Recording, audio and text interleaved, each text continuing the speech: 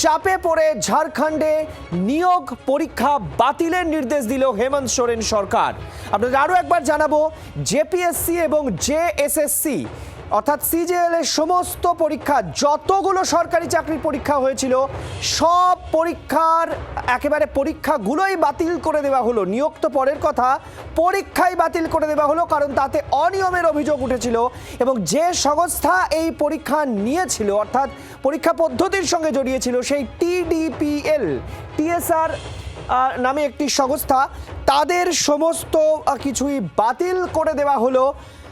ফলে স্বাভাবিকভাবেই জেনজি জিতল ঝাড়খণ্ডে।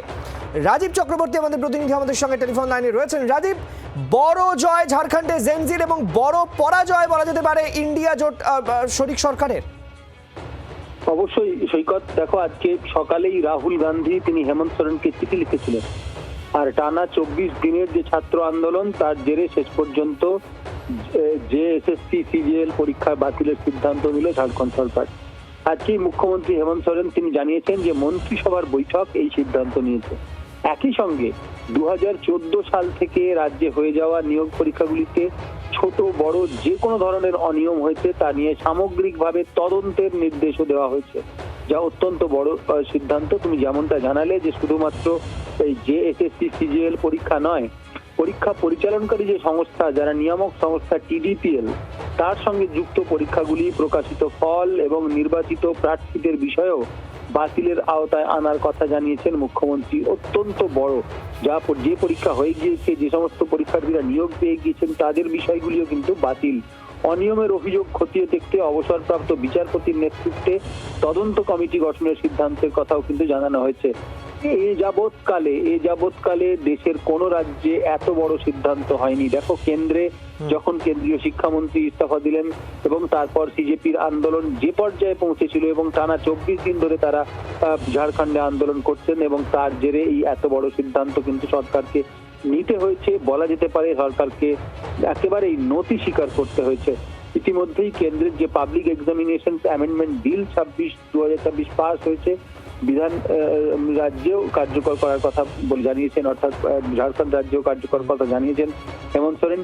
সংগঠিতভাবে পরীক্ষার কারচুপি এবং জালিয়াতির ক্ষেত্রে সংশোধিত যে আইন, সেক্ষেত্রে 10 বছরের কারাদণ্ড এবং 10 কোটি টাকা জরিমানার কথা বলা হয়েছে। এই আইন ঝাড়খণ্ডেও চালু হবে এমন আশ্বাস দিয়েছেন হেমন্ত সোরেন। তারা প্রথমে এই আইন চালু করতে রাজি হয়নি।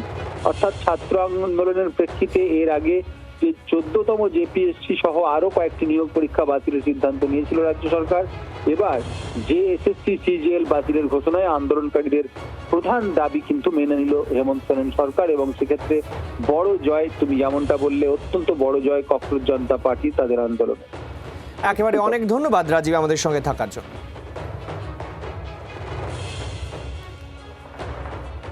हम धन्यवाद देना चाहेंगे झारखंड के तमाम छात्र नौजवान को, और हम फिर से धन्यवाद देना चाहेंगे इस जैसे सिज्जल की लड़ाई लड़ने वाले रीढ़ के हड्डी आदरणीय कुणाल सर जी को।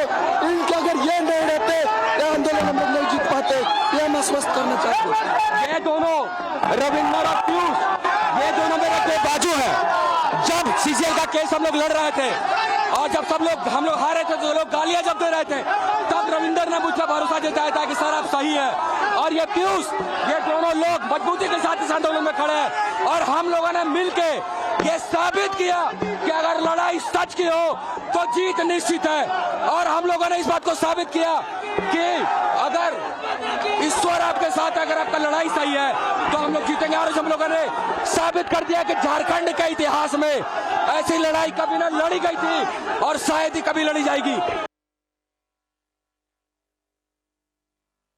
आज इस विषय को पटाक्षेप करने के लिए हम लोगों ने कैबिनेट की विशेष बैठक की। इस बैठक में उन सभी चीज़ों का समाधान निकालते हुए हम लोगों ने निर्णय लिया है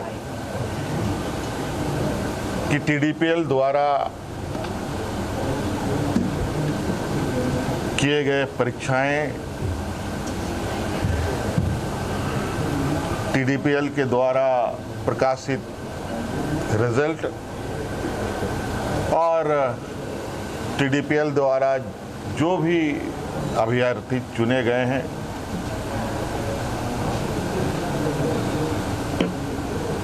या शामिल हुए या टीडीपीएल के जितने भी गतिविधियां यहाँ हुई हैं उन सभी को कैंसिल किया जाता है, रद्द किया जाता है। বাংলার আওয়াজ, বাঙালির আবেগ, জি 24 ঘন্টা।